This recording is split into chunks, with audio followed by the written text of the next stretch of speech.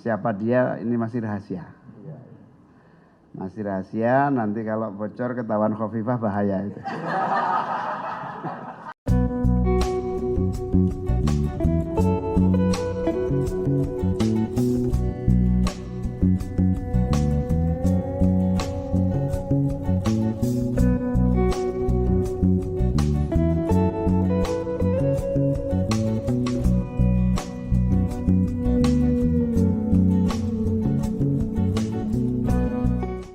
Pertama, konsentrasi ya pilkada.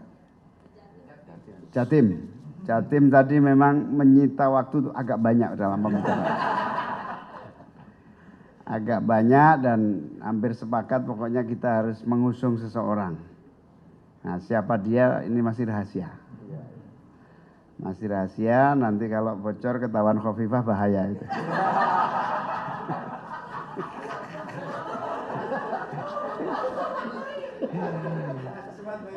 Jadi jangan dipancing soal nama, pokoknya rahasia yang akan diumumkan pada waktu yang tepat.